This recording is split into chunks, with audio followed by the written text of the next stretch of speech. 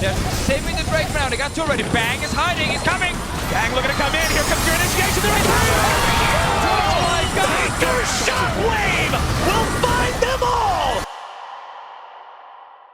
Hey guys, so I was playing Brawl Stars a couple weeks ago and I had this thought. You know what this game needs?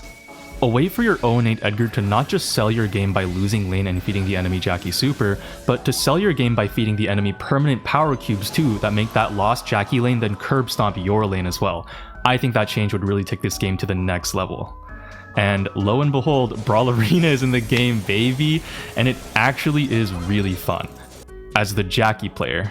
But if you know what you're doing, you can more or less set up every game early on to feel like you're playing Jackie into an 0-8 random on the enemy team every time, which will let you put your whole team on your shoulders and carry every game to victory. Now, since the game mode's so different from all the other Brawl Stars game modes we've seen so far, its reception seems to be pretty divisive among the community. You either love it or hate it, but with the recent round of balance changes and the new maps added to the game mode, if you are someone who initially wrote this game mode off, I think now is as good a time as ever to give the game mode another shot, because once you get the hang of it, it's not as unbalanced as it might seem at first glance. In fact, I think it's a pretty fair game mode overall. That's also been some of the most fun I've ever had playing Brawl Stars, and I want to share with you the secret to having as much fun as I've been having in this game mode, especially since it looks like it's going to be sticking around for the long haul. So in this video, I'm going to give you the quick and dirty rundown of Brawl Arena, things everyone should know, common mistakes to avoid, best brawlers to go and avoid right now, and how you can still win games even if your teammate does go 0-12. Spoiler alert, it's going to be really hard, and you're probably better off playing in a team you can rely on to not feed their brains out. So if you're looking for teammates or just want a place to chat about Brawl Stars and keep up to date with free stuff in game and giveaways, be sure to join my Discord server, baby, yes! Link is in the description. But with that out of the way, let's now jump right into how to play the Brawl Stars MOBA game mode, coming from a South Korean, so you know this info is trustworthy. So to start off, let's first go over some general details about the game mode itself. If you're coming from only having played Brawl Stars before and have no other MOBA experience, I think the easiest way to understand Brawl Arena is to basically just think of it as a heist but with power cubes. Except the power cubes are actually moving and can deal damage, as does the heist safe. That's more or less the gist of it. So similar to Heist, the main objective is to kill the enemy heist safe and not necessarily to farm kills like in Bounty and Knockout. But similar to Showdown, getting kills and farming power cubes will help you win the game, so leveling up as much as possible is generally going to be your main priority to win in Brawl Arena. Although there are some sneaky brawler picks that can sometimes just ignore that and focus on objective damage to get wins anyways, but I'll go more into that later. For now though, let's talk about the power cubes in Brawl Arena, or the levels. Levels in Brawl Arena are a little fancier than just Showdown power cubes because on top of buffing brawler HP and damage, they also buff movement speed and reload speed. Now each brawler has a personalized list of stat changes per level, but generally the trends will look something like this. Tanks get the highest HP buffs per level, snipers and range brawlers tend to get the highest damage buffs and the next highest HP buffs, support brawlers seem to get the highest reload buffs and the second highest movement speed buffs, and throwers mostly get the highest movement speed buffs per level. Everyone else not mentioned, like damage dealers and tank counters, get a more generalized spread, although specific brawlers will differ in their scaling too. For example, 8-Bit and Bonnie get a particularly high movement speed buff per level, and Lumi recently got some nerfs that made her get some of the lowest movement speed, HP, and damage buffs per level. But she's still broken here. Now, if you want the full list of these stat changes for each brawler, I'll go ahead and leave a link in the description to the Reddit post I got them from, and also to my own bootleg document I'm showing you that has a list of the changes too.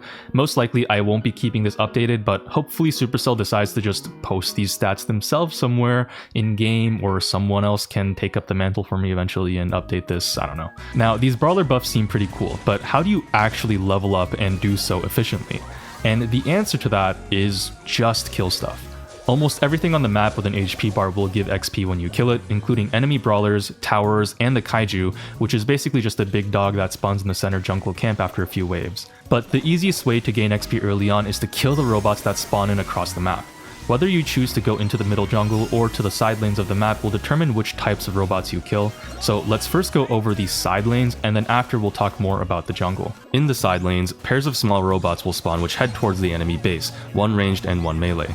Occasionally, instead of a pair of robots, a big round robot will spawn instead, which has a lot more HP and does more damage. Killing the enemy small robots gives 30 XP each, and the big robot gives 60 XP. Over time, these lane robots will gain more HP and damage based on the XP gathered by players in the match, although the XP amounts they give are fixed. An important note here is that as of me recording this video right now, the way you get XP from these robots is pretty mindless. As long as you stand within around an 11 tile radius, or about the radius of Jean's Vengeful Spirits gadget, the robots will give the full amount of XP when they die, regardless of whether or not you get the last hit on them. This is unlike when the game mode first came out. You could only get the full XP amount if you got the last hit on the robot. If you missed the last hit, you'd only get half the amount of XP, which added another dimension to leveling up, where you'd want to be patient and try to save up ammo to guarantee the last hit on robots to level up faster than your opponent. And so if you got really good at practicing the skill, you could consistently outlevel your opponent and then snowball that stat advantage into a lane win. Except that's all gone now, so feel free to just mindlessly throw shots at lane robots and even ignore hitting them entirely, because either way you'll still get the full amount of XP as long as you stand vaguely in the vicinity when robots die. And I kind of wish they would change that back. Like, this is supposed to be the more skillful and complex MOBA game mode Brawl Stars. You are not beating the casual allegations with this change. But on the other hand though, at least this way brawlers with really slow reload speeds won't be at as big of a disadvantage in the lanes, so that could be seen as a positive too for overall mode balance. Ultimately, if you want to get as much XP as possible, make sure to stay within an 11 tile radius to hit the enemy's team's robots as they die.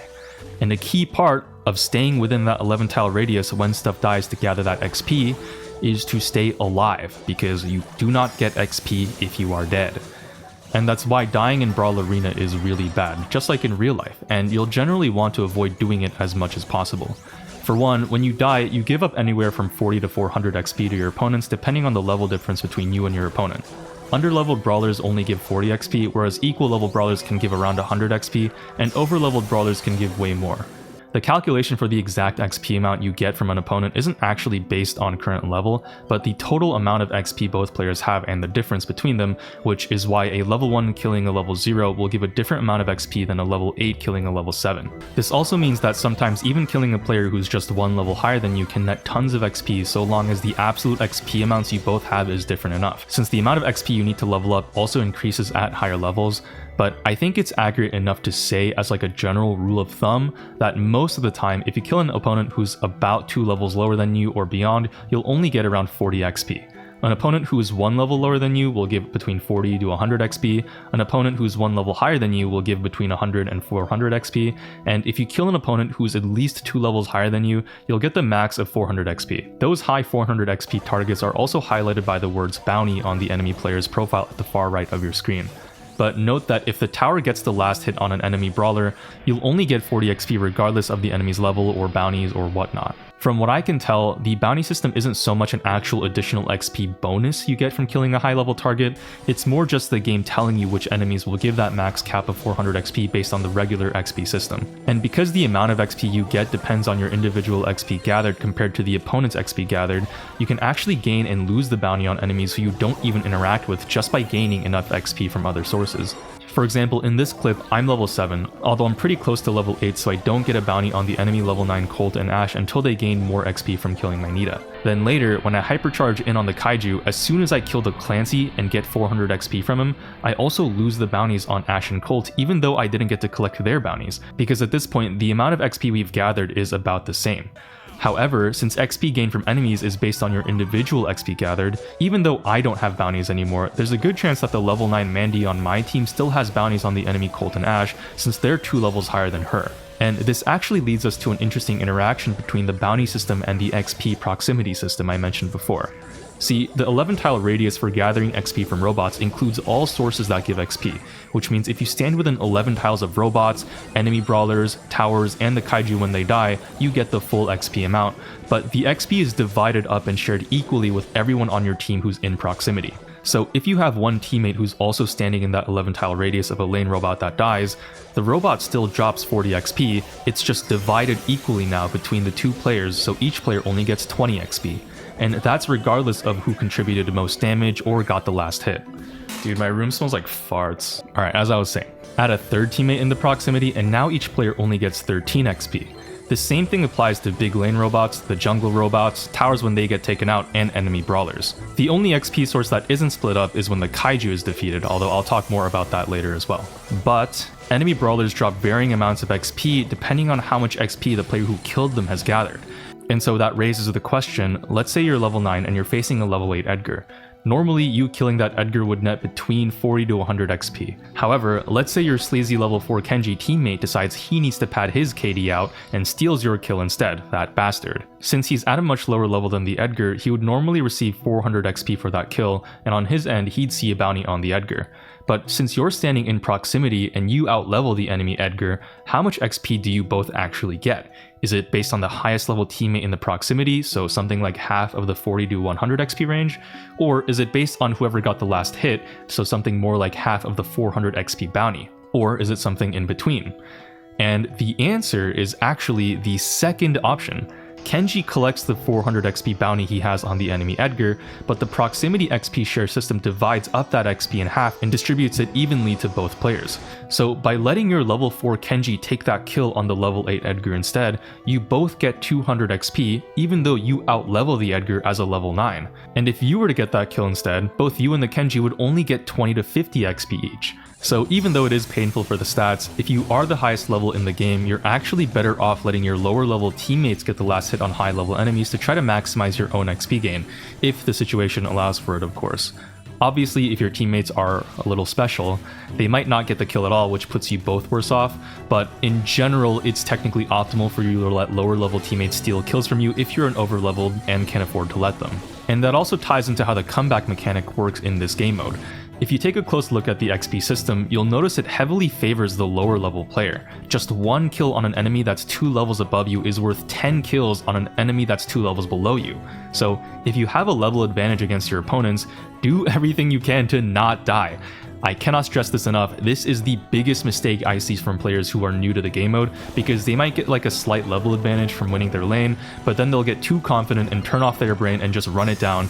They don't realize a low level enemy Terra or Jackie has or is close to their super, and then they'll die, which will feed their opponent a bunch of levels making them as strong as they are, which then gives the enemy team a chance to make a comeback. 400 XP in the early game is worth about 4 levels, in the mid game it's worth 2 or 3, and towards the end of the game it's more like 1 or 2. So it's not as big a deal if you die with a level advantage to a level 13 or higher enemy, but if you die with a level advantage to a level 1 through 6 enemy, often that player will just take on your level or can sometimes even outlevel you afterwards. And that's on top of how terrible it is to die regardless of the XP you're giving them, because now you're giving the enemy an opportunity to deal base damage, farm robots to get more XP without worrying about you on the map, pinch in on your teammates using the stat boost you just gave them, or take the Kaijuu buff. And the importance of staying alive also applies to players with a level disadvantage too. Even though you have much more to gain from going for risky dives on your higher level opponents, if you die unnecessarily on a bad dive, you're just missing out on a bunch of XP on the map that could help you try to keep up, or even opportunities to actually get a kill on a high level opponent, or the capacity to defend your base at all. Not to mention that even if you only give 40 XP per death, that's still 40 more XP than they had before. Now, if going for a duel on an over-leveled opponent knowing you'll die will weaken them enough so that your teammate can then collect that bounty, that might be worth it, but if you do go for that, just make sure there's an actual strategy there and you're not just running it down. There's a difference between going for a risky play and going for a stupid play. And I'd even go as far as to say that not dying is more important than sacrificing tower damage in this game mode. Like, even though it is heist and the point is to defend the safe, the side towers aren't so much the heist safe themselves, they're more just sentry turrets that keep the heist safe protected since your base is immune to all damage while they're still alive. So don't do stupid shit and try to backdoor the enemy team without the proper preparations first, or else you risk catching something. Now, if you lose those side towers early on, that sucks, but whatever. Your base still spams enough minions to at least keep them from pushing into your base. And on the bright side, if you stayed alive in the process of letting your tower die, at least now you got to collect XP from minions to keep pace with your opponent. You might even get opportunities to kill them in a duel or pinch them with your mid jungler, and if that happens, that'll then give you an XP and stat lead to turn the game around and take their tower once your damage and reload speed stats are juiced to the moon. But if you die early on trying to defend your tower from taking any damage at all, well, now you fed your opponent XP from your death. You also lose out on XP from the bots that will die to your tower and your side's bots, and your tower will probably take damage anyways, because now there's one less player to defend, and it'll be even harder to make a comeback. Your life is extremely important to preserve, even if it means falling back super hard and letting your tower go down just to heal, because at least then you can still swipe XP from robots by standing in proximity and you won't miss out. If you are gonna die, at least go down swinging and try to take your opponent down with you so it's a neutral trade and they can't capitalize on it. Or better yet, kill them before they kill you so they don't get any XP. if two people duke it out and both die but not at the same time, the person who died first doesn't get anything, since you can't get XP if you're dead. So, presuming you follow my advice and never die and manage to push forward with perfect play using your level advantage, at a certain point you'll probably have started to poke at this little shy submissive turret thing that keeps bobbing its head up and down like your mom did to my meat last night. These are the side towers, which I've mentioned already, but now we're going to talk about them for real. They share a health pool of 114,000, and that means that if one side takes damage, it counts towards damage on the other side as well. I've seen some people complaining about this, but I don't actually mind it that much since it helps speed the pace of the game up a lot. The towers deal 1900 damage per shot, but deal reduced damage to bots, and they target whichever thing is closer. Unless you hit an opponent while in the tower's range, then they start targeting you, kinda like how it works in another famous MOBA. They normally stay underground where they're immune to all damage, but once an enemy hitbox enters its range, it loses that immunity and pops up to start firing. But right now, there's actually a brief delay before it starts firing, yet the hitbox pops up immediately. So you can actually edge the turret by peeking in and out of its range to make it take damage without needing bots to tank for you, since leaving its range will reset the delay for its shot. This will probably get patched in the future, but just know that this mechanic is in the game right now. And while the side tower is underground, most brawlers will be able to shoot through it, but they won't be able to shoot it while it's above ground. So quick little tip, if low HP brawlers are trying to hide behind the turret to let it tank for them, if you're playing a ranged brawler and there are no friendly bots nearby, just stay out of its range and shoot through the turret to snag the kill. I will also stress here the importance of not just mindlessly spamming auto-aim, since even though the tower is immune to damage when underground, auto-aim doesn't know that, since auto-aim is stupid, and it'll target the underground tower and even the destroyed tower stub if you're close to it. So definitely practice manual aiming here. You should be doing it anyways most of the time since minions are literally swarming this game mode. Also, if your lane opponent is shredding your tower, remember you can make your tower immune to damage by clearing out all the enemy hitboxes in its radius. So just take out the bots that are causing it to pop up and they should back off. And on the flip side, if you're shooting at an enemy's tower, keep in mind that towers generally aren't worth your life. Don't just suicide on the tower to get a few thousand damage in unless you're clearing like 80% or more of its HP. It's probably not worth it otherwise. Because again, right, you're gonna miss out on a lot of XP in the process. Not to mention that there's also a chance that an enemy might be sneaking around to the jungle to take that last hit on you when you're not paying attention. So when you're pushing your lane, I'd recommend playing really safe. Especially if you're facing a Jackie, stay at least like 3 arms lengths away from the center grass, because chances are she's gonna be peeking her little head out there with super to kill you and drill you a new hole. Another quick tip for any laners, with the XP proximity share system, you can actually see where players are when they receive XP from the proximity share system by just following the orbs as they fly to players. So if a robot on your side dies and the XP orbs split up and one flies to something in the grass, then you know there's an evil being lurking there and you should probably shoot at it. And even if you don't see XP orbs flying to something in the grass, just play safe anyways, since the proximity XP only covers 11 tiles of distance, and with speed gear, a lot of brawlers will zip through the grass a lot faster than you might expect. Now, by the time a few minutes have passed and you've gotten a pretty decent level and have maybe even taken the enemy team's tower, which will give 250 XP on each side shared to players in proximity, you'll have a couple options. The enemy base is now exposed to taking damage and has 85,000 HP and shoots a long-range beam that goes through walls and does single target damage to the closest target, although it does more damage to brawlers. If you're playing a brawler who does a ton of range damage like Lumi or Colt or Jesse, you can potentially take the enemy's tower at this point on your own at around level 7 and above just by pushing in the bots and poking at the enemy's base from a distance. This will likely only work against bad players or players who don't keep an eye on their base percentage after towers go down, but if you can make it work, then go for it. Just keep an eye on if your team gets a kill on an enemy and they'll be respawning soon. More likely though, you're probably not playing one of the 3 brawlers with insane range damage, or you might be playing against decent players who are at least making an effort to defend you, or worst case scenario, you're in the shitter and are the lowest level on your team and are 0-8 and you lost your tower and you want to give up and never play this game again. But don't worry, there's still up to 5 more minutes of absolute hell for you to endure if you're in that situation before your misery can be ended. But if you are willing to stick through it, there's still a chance to win actually, because around this time you'll probably see that something called the Kaijuu is about to spawn in the middle camp in the jungle, and this side quest can make any comeback possible or also just make the game end faster for the winning team. And so with that wraps up this section on side lanes, and now let's talk about the jungle and its relevance to the game. Rewinding back to the start of the round, the jungle has 3 camps, with one on the top and bottom of the map and one in the middle. All 3 camps take 75 seconds to spawn the next camp after the current camp is defeated, and will spawn big jungle robots which give 110 XP each, with its health increasing by 2000 for each subsequent spawn. Note that unlike lane robots, jungle robots don't have a tower or enemy robots constantly shooting at it and can be shot at by both teams, so you will need to last hit these robots to snag the XP. This means that as a jungler or brawler spending most of their time in the jungle, you'll want to take extra time to save up some ammo after bringing these robots down to about half or low HP, just to make sure you can quickly shoot down the jungle robot in case the enemy jungler is trying to steal it. Also, jungle robots passively heal if a player isn't standing close to it, so if you stand out of their range and just shoot at them, they'll usually heal off all of your damage, so don't do that. And actually, speaking of, there is also a niche interaction that lets you use this to your advantage though. Specifically, if you're playing Nita with your healing star power, you can throw your bear on the robot, which will give Nita an infinite stream of heals as the bear slaps at it, since the jungle robot doesn't attack the bear or count it as a player and will heal off all of the bear's damage. But using this strategy does require both teammates to not walk near the jungle robot, or else it'll start attacking the bear and stop healing itself, and you will miss out on that jungle camp's XP. But if you can pull off the infinite heal thing, it's extremely strong since Nita's damage scaling is also really high even without her bear. So just so you know, that is a possible strategy you can do if you're playing jungle here as Nita. Regardless though, as the jungler, your role is arguably the most important and most powerful on the map, since you have the most influence on both of the side lanes if you play it well, and in the worst case can give the enemy team a massive advantage to take over both of your lanes if you die and mess up. This role has a lot more responsibility than players on the side lanes, since you have to keep tabs on the enemy jungler and try to win that lane, while also snagging XP from the bots and pinching in onto the side lanes to help your teammates get as many kills as possible. So this role isn't for the faint of heart, and if you tend to play pretty passively, then just stick to the lanes. But if you're up for the challenge, here's a brief strategy rundown of what to expect as a jungler. Starting off, you have some time until the first robots spawn in, so take this time to try to get into the center grass as soon as possible and prepare to fight the enemy jungler.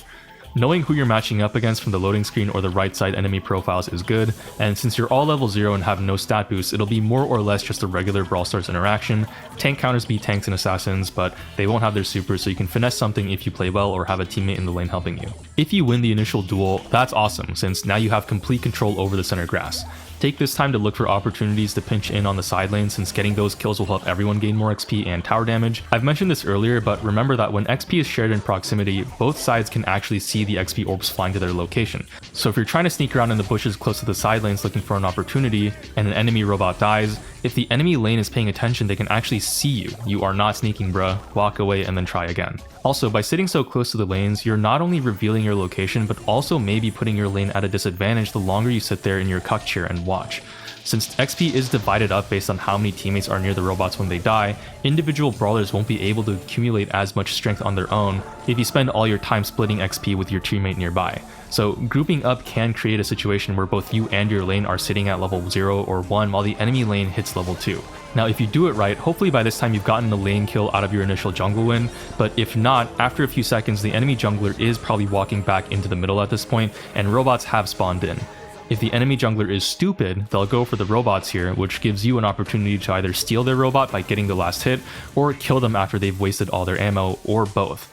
Since you're in the bush and they're not, you have the advantage, and most likely you should just be able to kill them. Be careful not to be revealed by XP orbs from the nearby lanes though. And then ideally, if you do it right and then get the kill on the enemy jungler as they respawn, you'll probably then be able to just dominate the middle of the map the entire game by using that XP and stat lead, since the stat boost from leveling up are so strong. And at that point, as long as you don't die, the enemies basically can't do anything, since you'll be constantly pinching in from the sides and spawn camping the enemy jungler. On the other hand, if you're the enemy jungler in this position and you just lost your initial 1v1 duel, quick tip, do not go for the bots and the camps unless you've seen the enemy jungler has died or see them on one of your side lanes, because otherwise you'll probably just get it stolen or get spawn camped after wasting your ammo. Your priority here should be to just get into the grass as soon as possible to then try to get a kill on the enemy jungler to then secure the zone. Now that being said, there is a strategy here where you can bait the enemy jungler if you know they're nearby by like shooting at the bot a few times to fake take it, but realistically this strategy only works if you let the enemy take the bot here, so then they waste ammo and you have a full ammo bar. But yeah, it's kind of sketchy. Most of the time your best bet is probably to keep your distance from the bushes and walk up by the side towers to try to push into the grass from there with the help of your lane teammate to create the space. And you won't have to worry about the enemy jungler taking that bot either, because again, as jungler, you should only go for the bot camps if you know you can take it and are in a safe position to use all your ammo to do so. Since if you want to guarantee the last hit on it, you'll need to save up some ammo for when the bot gets low HP.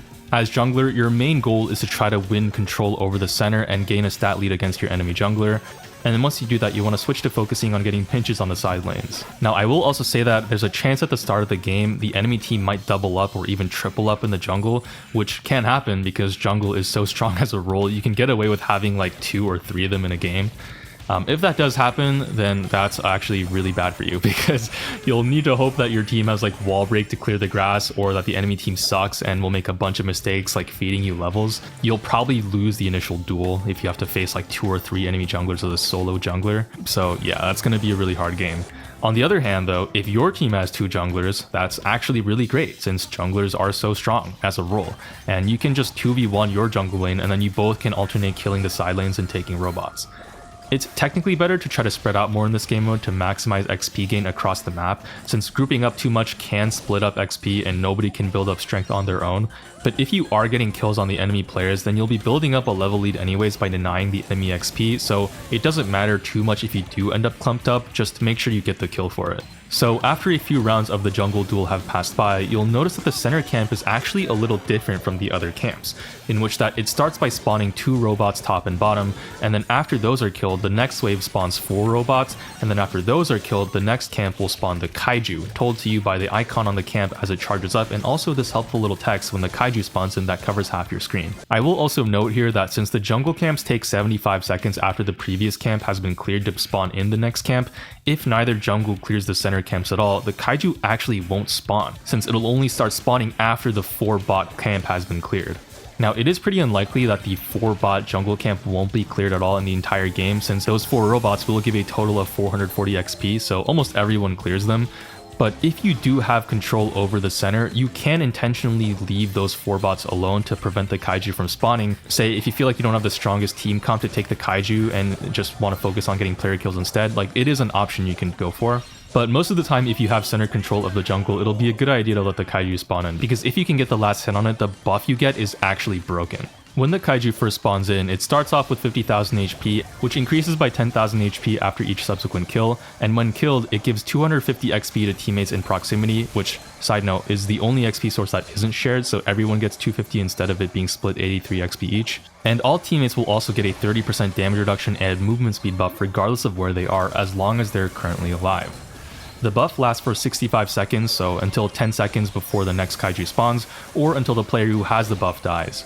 In theory, when you get the buff, it should be pretty hard to lose it, since a 30% damage reduction and movement speed buff is actually broken, and so snagging the Kaijuu buff before the enemy team can take it is a priority, and it kinda does, I guess, justify the massive screen blocking image, but also not really. Now, since the Kaijuu XP and buff goes to whichever team gets the last hit, it's dangerous to start the Kaijuu when the whole enemy team is alive and are in the area to steal it, because if both teams are there and near the Kaijuu, it's more or less a coin flip that can determine the outcome of the game. If you are gonna go for the Kaijuu though, keep in mind that almost every Brawler's attack in this game is a projectile, so there's gonna be a delay to most Brawler shots before they actually hit the target. You want to try to shoot it a little bit earlier than you would expect, and keep in mind how much damage your Brawler also does so you can make sure you get that last hit. Some Brawlers will also be better at securing the last hit on the Kaijuu than others. For example, Brawlers that just deal a ton of damage per shot are good since they can guarantee the last hit when the Kaijuu reaches a certain HP threshold. Colette, Miko, or snipers in general come to mind, and circle attacking Brawlers too, like Jackie and Doug, can be good as well since their attacks more or less come out instantly and don't have to deal with that projectile delay. But in general, most lane Brawlers will start to deal a ton of damage once the Kaijuu starts spawning in because of the damage boost as you level up, so any high DPS option that can spam out a ton of damage is valid, like Lumi, Colt, Crow Hypercharge, and Clancy. But even with a really good Brawler, it can still be kinda coin flippy if the enemy team are there in the bushes too. The key to securing the Kaijuu buff for sure is to just make sure that 2 or 3 of the enemy team's players are dead or tied up in their spawn before you start attacking the Kaijuu. Or just try to be in or near the jungle grass as the Kaijuu spawns in so you can steal or go for a team wipe after the enemy team burns all their ammo on it. Because damage output is so high by the time the Kaijuu spawns, if you see the enemy team starting the Kaijuu while you're in spawn, even if you beeline towards it, you'll probably be too late to actually prevent them from taking it. So again, another good reason why it's important to not die so you can actually be near the Kaiju when it's spawning in. Although that being said, the Kaiju buff can be an exception to the importance of staying alive rule that I mentioned before, because the Kaiju buff is just that broken. Once the enemy team gets it, killing them it becomes so important since they can just run down your safe at any point, tank it, and then kill your whole team. Honestly, it's fine if you need to suicide to either confirm your team gets the last hit or to make sure you kill the enemy team if they get the last hit to deny them the buff. The Kaiju buff is just that broken. Once an enemy team gets it, killing them becomes a priority because at that point they can just run down your safe and tank it or kill your whole team over and over again to give themselves an XP lead. Whichever team gets the Kaiju buff basically has a free ticket to winning the game or getting a bunch of kills, which will help them then win the game. So again, if your team does secure the Kaiju buff, it's really important to not die so you don't lose it and can actually convert your Kaiju buff into a win. But if the enemy team gets the Kaiju buff, it might be important to die and to just try to get a kill on them so they lose the buff or whatever. Even if you give them XP here, it's fine as long as they lose the Kaiju buff in the process. That's actually a worth trade. And now post Kaiju buff, this takes us to the final stages of a game of Brawl Arena, which is the ending. In Brawl Arena, the max level is 15, so if you have a level lead and hit that max level, there's a bit of a timer that starts ticking to make the most of it, since your brawler will stop getting stronger at this point, and underleveled enemy brawlers will only continue to shorten that stat gap over time. Hitting your shots and team coordination becomes much more important here, as does the Kaiju buff, since it's the only way to gain an additional stat advantage over the other team after level 15. Now, there are multiple ways to end games of Brawl Arena, and each game can differ a lot by the time the first Kaiju spawns, depending on whether or not a jungle has dominated the game, or if the player has played really safe and got to a really high level without dying, or if there's been a lot of back and forth causing players on both teams to skyrocket and level really quickly. Sometimes if one team has been dominating and haven't been feeding levels too much, games can end before the first Kaiju even spawns, just by having a solid coordinated push onto the enemy base by clearing out robots and enemy brawlers and poking at the base with decent range.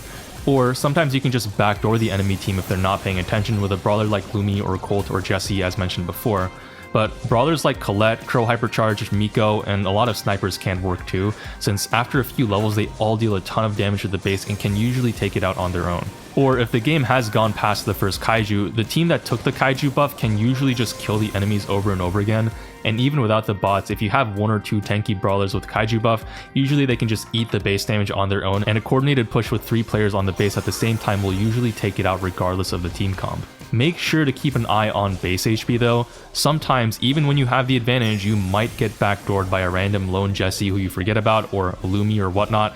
It's one of the most embarrassing ways to go and you don't want it to happen to you. And you'll also want to avoid situations where your team has an advantage in levels, maybe even the Kaiju buff, but it feels like you're just stuck killing the enemies on a respawn timer over and over again and are unable to end. If you are in this situation, there's a chance too that it actually might just be in your head. Like, you don't need to have the perfect coordinated team push to end it all in one go. Sometimes all it takes to finish a game out is just chipping at the base when you can and taking it out in short 10 to 20% increments. Remember, once you hit level like 10 or 12 or above, any brawler in the game will start dealing tons of damage per shot. Even Mortis can deal substantial amounts of base damage if he can cycle 1 or 2 supers on nearby robots to heal himself back up.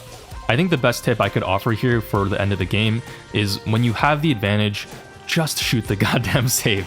Stop going for kills on enemy brawlers or even robots, honestly. At a certain point, you're just wasting ammo that could be used on dealing meaningful damage to the objective. You'll be surprised at how fast the enemy base can go down just from a couple shots. If you have an advantage in levels or the Kaiju buff, just shoot the goddamn save. The longer it takes, the sooner you'll lose the advantage in either the stats being more equalized or the Kaiju buff wearing off. And that also means that on the other hand, if you're at a disadvantage going into Kaiju or after the Kaiju, you're mostly going to be looking to collect bounties on enemies or kills on enemies with Kaiju buff and hope that they make the mistake of going for kills instead of damage on your base. Remember, killing an overleveled brawler once is worth the equivalent of 10 kills on an underleveled brawler, and especially if they're nearing max level, drawing out the game by going for kills will only even out the playing field more and more. So focus on defending and stalling as much as possible, farming levels on robots and kills on the enemy team if you can snag them until you can try to even out those stat differences, and look for kills that will give you more center control to then give you an opportunity to snag that Kaiju, since at this point everyone should be doing tons of damage. That's basically your key to victory here. It's basically going to be a combination of getting kills on enemies who are overleveled and overconfident, and then stealing the Kaiju buff when they don't realize that you can take it, and then winning the game off of that. So now that we've covered most of the in-game stuff and the general flow of the game, what about the best brawlers? Which brawlers are viable and which should you generally avoid? Well, the nice thing is that in Brawl Arena, all brawlers are actually fairly usable, so long as you play safe and play correctly. Again, the stat boosts are so strong, you can pretty much make anything work as long as you get an early game lead. But some brawlers are going to be stronger at gaining that early game lead than others, which gives them a better chance at snowballing it and then winning games more often that way. For the strongest brawlers without any stat boost who can dominate early to snowball hard, some really strong options are going to be brawlers like Lumi, Ems, Jessie, or Penny in lane, and Jackie, Bull, or RT in the jungle. Those brawlers early on can do some nasty work in farming kills early and snowballing that XP lead into a sweep. But remember how I said at the beginning of the video that stat increases on brawlers are individualized? Well, it just so happens that some brawlers get way better scaling numbers than others, even though early on they might be somewhat weaker. For example, most tanks get 750 HP per level, but specifically Jackie gets only 500 HP per level, and Bull gets only 600. This means that at level 15, Mortis actually has 2000 more total HP than Jackie does, and is far more deadly too with its reload speed and damage buffs. Draco is also a brawler that gets an insanely high 850 HP per level, the highest of all the brawlers, and since normally flat numbers and star powers and gadgets actually do scale per level, you can go the healing star power and play a normal Draco game but with way more reload speed in Dragon form and a ton of extra HP in the late game. A lot of brawlers with auto-charging super circles will also get their supers from bots, so Shade and Buzz and Cordelius can work really well here too. Even throwers can work using their really high movement speed buffs and solid HP buffs. A lot of them get 550 HP per level, whereas an assassin like Edgar only gets 250 HP per level. This is also not mentioned anywhere, but I tested Byron earlier and his star power that lets him shoot a piercing shot seemed to charge way faster than normal. I think they buffed the rate of charging for those charge bars, which would explain why Mortis Dash feels so fast too. Ultimately, most of you probably have some success story with almost every single brawler in the game. I've gotten a lot of comments from people on my second channel, by the way, youtube.com/alambed, where people have been saying like, oh, Bedlam, try X brawler out in Brawl Arena, they're so good because of Y reason. And they're probably right. The thing is, a lot of brawlers here can work if you play it right, and a lot of them have beneficial reasons to go them. I think that's what makes this game mode so fun to play, is that you can go almost anything, and this helps a lot with farming masteries in this game mode too. Except for a few brawlers. There are a few brawlers that I can confidently say you should just straight up not go. And those brawlers are Gene. His reload speed is way too slow and his damage output is generally pretty pitiful even with Spirit Slap. His super is also harder to hit with the movement speed buffs everyone gets and the number of bots on the field. Don't go this brawler. Tick. Shots are way too slow and easy to avoid. He is decent at blocking off an area and his stat scaling is actually pretty good, but his early game is just so bad you're better off going anyone else to do his job 10 times better in the late game. B2, her shots don't charge off the robots unfortunately, and she only deals single target damage, so again, she struggles to land hits a lot of the time. Her gadgets also don't do much in the late game and you're better off going anyone else. Sam, his early game he loses to a lot of tank counters and even tanks in the jungle. Late game his glove projectile speed is too slow, plus his hypercharge takes way too long to charge. Meeple, similar to Gene, reload speed is again too slow, shots are single target, but their grasp break is actually decent with the dice gadget and it can also be used to defend the base in some scenarios and jail some dangerous brawlers in the late game, but most of the time the damage just isn't enough to justify this pick. And finally, Kaze, she's similar to Sam, she doesn't have a great matchup into other assassins or tanks in the jungle, and she's also pretty hard to use, so chances are you won't cook with her, just stick to playing Kenji. And I think those brawlers I just mentioned are the worst brawlers in this game mode. You probably almost never want to go them, although for the really dedicated players you can probably even make these brawlers work too if you play well enough. I truly think you can make any brawler work in this game mode with enough game sense and patience. But if you want to make winning much easier on yourself, here's a list of the best brawlers from what I've personally tried and tested. For jungle tank counters, RT I think is one of the best. His gadget that lets you auto-charge your split form is insane. He cooks every tank and assassin in the bushes pretty much, and is really good at winning that 1v1 duel I mentioned before to start snowballing. Nita 2, really solid pick in the jungle. Her healing star power works amazing here even without the jungle infinite heal exploit. Her damage scaling is pretty high, so in the late game she'll be really strong. Shelly is also a really good option too. She has really decent stat scaling. The jungle is basically just a mini snake parry and she cooks here. Surge, also really good stat scaling and really hard to kill with a super to jump in and out of bad situations. Griff, stat scaling isn't as good as Shelly's but still super deadly in the bushes with a super and can be good for taking out the Kaijuu. And then for jungle, tank, and assassin options, for brawlers that are really strong early game and are better at snowballing, I think Jackie, Bull, Doug, Ashe, Edgar, and Kenji are really solid options, all for different reasons, and I've mentioned some of these brawlers before. But I'm also a really big fan of the mid to late game strong options with like really good scaling numbers. For example, Mortis has some really insane stat scaling where he just gets so much attack speed and damage in the late game, and his super healing works on bots too, so he's a really strong option. Draco, I've already mentioned, gets super high HP late game and basically a permanent super with permanent ammo. Solid choice. Kit already has really fast reload speed, but gets even faster reload speed as you go into the late game. He basically has infinite ammo with really fast reload speed and can just spam out bombs or regular shots. Plus he has a super to stun targets and is a really solid pick too. Now for your side lanes, for damage dealers, I think really strong early game options are going to be Lumi, Ems, Jessie, and Penny, which I've also mentioned before. They just generally have really great AoE and can shoot enemy brawlers through bots and can deal a ton of damage to side towers. But some other really good options for lane damage output are actually snipers. A lot of them have really high damage scaling for some reason, like 9% damage boost per level. I believe they can actually 3-shot every tank in the game at level 15. They do like 10,000 damage per shot. It is vile. I got 3-shot by a Mandy as a Jackie once and I was actually shook. It's so stupid. And then there's also some other good late game brawlers that are more miscellaneous, like Colt, Brock, 8-Bit, and Barry. They're good for their own reasons in the lane. Highly recommend going these two if you like playing them. And then for a final few honorable mentions, these brawlers more focus just on objective damage. Crow, Miko, and Colette. They do a ton of damage to turrets, the base, and the Kaijuu. Against brawlers, it's more just whatever, and you need to play a really good early game to make them work, but they can cook the Kaijuu really easily and earlier compared to a lot of the other lane damage dealers. So I've personally found a lot of success playing them, but your mileage may vary and it kind of depends on your playstyle. And I think that's actually a pretty good segue for my overall thoughts on this game mode. I think the game mode is really fun and it's really inclusive to a lot of different playstyles. There's a lot of ways to win each game. No two games feel like they went the exact same way. And even though there are some people who want certain aspects to be changed, like towers sharing health, maps being too small, or respawn timers being too short, lane robots not spawning enough or not dealing more damage or whatnot. Honestly, I think a lot of those changes are mostly fine. They're kind of just trade-offs to make the games themselves shorter. Like, it's not supposed to be League of Legends, guys. The game is supposed to be fast-paced and end within 8 minutes, not go on for over an hour each. And again, even though this game mode does have a lot of possible playstyles and most brawlers are viable, it still won't be for everyone. As with any game mode in Brawl Stars, it's going to appeal to very specific types of people. But that's also the point of having multiple game modes. There are many ways to play Brawl Stars, and it's supposed to be an inclusive game for as many people as possible. But I think Brawl Arena in particular stands out to me as a really fun game mode that gives you so many ways to play it, and also so many brawlers that are viable in it too. I think that actually makes it stand out from other game modes in this game. Unfortunately though, every new game mode will see players write it off after trying it a few times and not understanding it or not being good at it off the start, especially if the game mode is more complex and different from the currently existing game modes.